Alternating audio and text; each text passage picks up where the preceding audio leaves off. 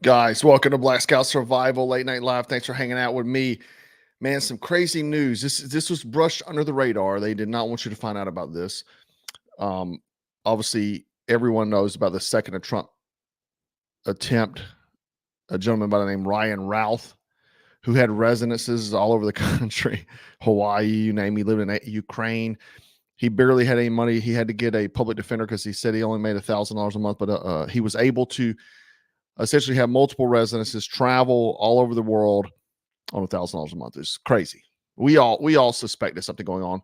It also had came out that he had like 6 cell phones. He had a ton of other things in his possession. That was just odd. He had connections. He was running operations to get people to go fight in Ukraine, former Afghan soldiers to go fight in Ukraine. A lot of people had theories about that. Now, the crazy thing that has came out is this right here. Prosecutors in the case of Ryan Routh, the suspect in the second Trump assassination attempt, requested Wednesday that the forthcoming trial be indefinitely delayed. Now, this was October 3rd, but no one's heard about it. I hadn't heard anyone even speak about this. They argue that the volume of evidence collected in this case is too complex. Now, I saw it from Mike Benz. He's the one who mentioned it, and I'm going to play his video and let him just hear what the man has to say. Then I'm going to show you some other things. Basically, the 37th leg of a CIA paramilitary recruiting operation to top up human meat fodder in Ukraine. And he was working with the State Department to try to convert these passports into no-look visas for these fighters.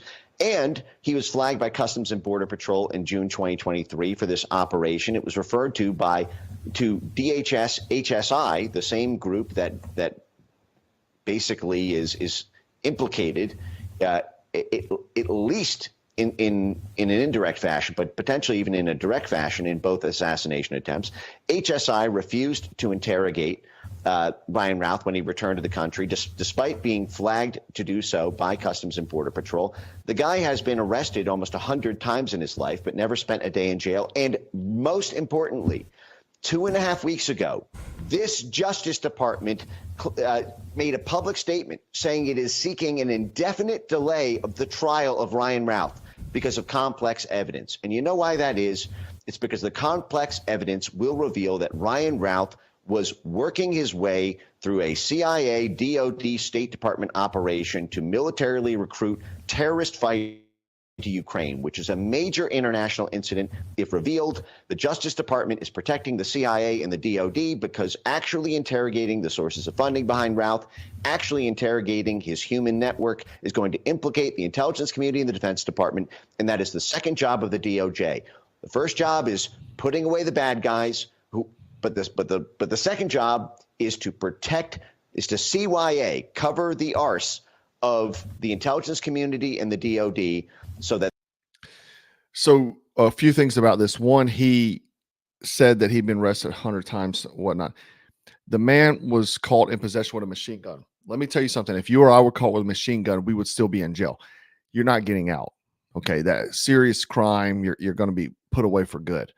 The amount of various crimes he's committed, he never served any real amount of time where he should have served many years. I mean, 10 plus years for these crimes he was committing. But I think it's wild because if you look here, this article here, this is ABC News. And if you go down in here, federal prosecutors requested an indefinite delay Wednesday in scheduling the trial for the man charged in an apparent assassination attempt on former President Donald Trump at his Florida golf course, citing a massive amount of evidence they've gathered in the 17 days since Ryan Routh's arrest. In a filing Wednesday afternoon requesting Florida District Judge Cannon officially designate Ryan Routh's case as complex, prosecutors revealed new details about the scope of evidence they amassed as they try to further gain insight on Routh's actions leading up to the suspected attempt to kill. It was not a suspicion because he wrote a letter that he was doing it. I don't know why my stuff keeps getting hung up there. It's not suspicion. He admitted to doing it. He wrote a letter then saying he would offer a reward for anybody else who actually did it. Now, we look at this, and like Mike Ben says, the evidence is too complex. Attempt on a president of the United States, too complex to put in a definite delay, meaning it essentially disappears. The reason why is because they don't want to dig into this evidence, because it is going to point fingers at our government. It's just like the man said, where possibly, quite possibly, the government was involved in this. Various three-letter organizations. We know how corrupt these three-letter organizations is. I saw someone in the comments say this is a diversion. This is not a diversion. This is the problem. The problem is the country is gone. The country is gone. Time and time again, we keep seeing that these three-letter agencies are pretty much already have become tyrannical. They're operating outside of the Constitution. This is the problem, and they're able to do this.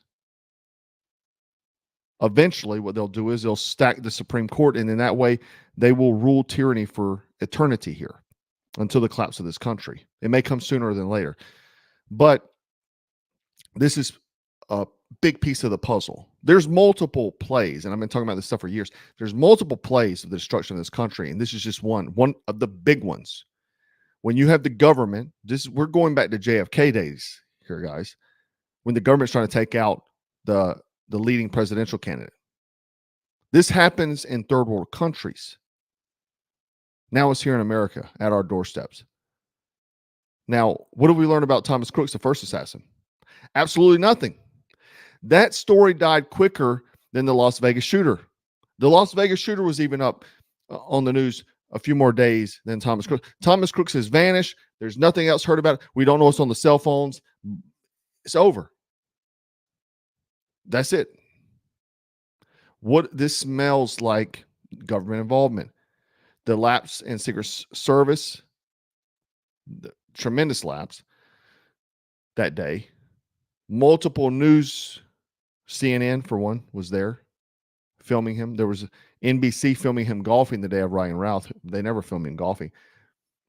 So there's not only that we have government agencies, three-letter organizations, but we also have them leaking this information to the media. So the media is involved in it as well. We could go back to Mockingbird, Project Mockingbird, all these sort of things. A lot of these people are government assets as well in the media, government propagandists.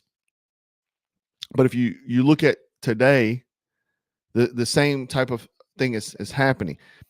For example, South Korea, I told you, is talking about sending troops to Ukraine. Now Lloyd Austin's talking about the possibility of sending U.S. troops to Ukraine. What happens after that? World War III. Kamala's tanking. They have no choice at this moment. They're going to play every card they have. Every card they have. And you're not going to hear about it. It's just going to be, hey, go watch football or something. That's how it'll be. Now, last week, the FBI arrested a schizophrenic 21-year-old who had been communicating with an undercover agent since he was 16 years old. Why is the FBI talking to 16-year-olds? It sure looks like by these documents that an undercover agent was trying to bait him into a plot against Israelis. If you look here at the highlighted, Takei is the name. The defendant, he even accuses the undercover officer of talking like you want to do the attack with me. This sounds like the Governor Whitmer stuff. How many people, patriots, you name it, have they been setting up and constantly setting up, and how much more they will set up? I promise you this. I don't know that it can be saved. I don't know that we can go back. These people are, just it's deep in these three-letter organizations. It's dense, the amount of people. You saw that they leaked, some Obama appointees leaked Israel's battle plan to Iran. Okay. We have people on the inside that hate America in powerful positions. Powerful positions. You go back to Project Mockingbird, the media, the Trump derangement syndrome. Dude, I was at the supermarket today, and I saw the magazine rack I seen a magazine flipped around where usually Men's Health is. And I saw a Hublot, which is a watch company, ad on the back. Well, I flipped the magazine around just to see if it's a Men's Health. And it's a Trump magazine. Some psychopath turned all the magazines, it was a Forbes, all the magazines around backwards so you couldn't see Trump's face. That's how strong this is. Project Mockingbird is the old name. The new project is probably named something else. But this stuff is happening. These three-legged organizations are criminal, tyrannical. I'm going to show you a video right now of the FBI showing up at a guy's house. Check it out. If you're going to record me, I'm just going to leave. But I do want to let you know that I just want to talk to you for a few minutes, not regarding absolutely anything involving your recent hearing or the court decisions. Completely separate topic. Okay. If you do have a lawyer, I'd love to hear who it is. I'd be happy to reach out to that person as well. If you have their card or their ID, I'd be happy to reach out to them and get them on the phone as well. But I'm not going to stand in the doorway and have a recorded conversation. So it's up to you. What's wrong with it being recorded? Okay, sir. Do you have a representative I can Yeah, call? yeah. Do you have their card? Nope. Okay. You have a great day, sir. So this guy, I looked at his account. He's a very conservative guy, patriotic guy. And the FBI came to talk to him. Now, he had some kind of other case where I guess maybe he was involved in a protest or something.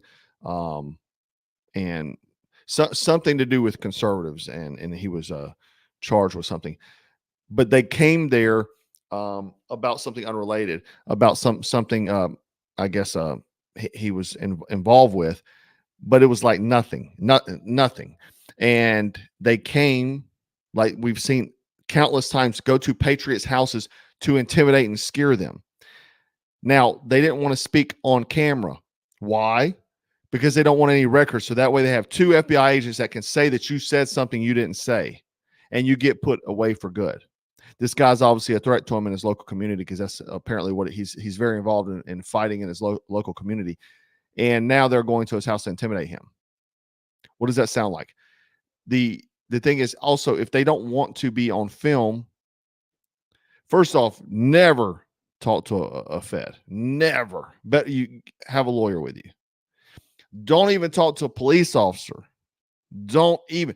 Fifth, plead the fifth. Never incriminate yourself. If police come to you and you have done something, you can talk all around the other stuff, but never say what you did. Not without an attorney telling you what to say. I promise you. When law enforcement arrives, they're looking to put you in jail. They're not looking to solve the problem. They're looking to put you in jail. That's how you have to think about these things. When you're talking about federal agents, they're looking to put you away for good.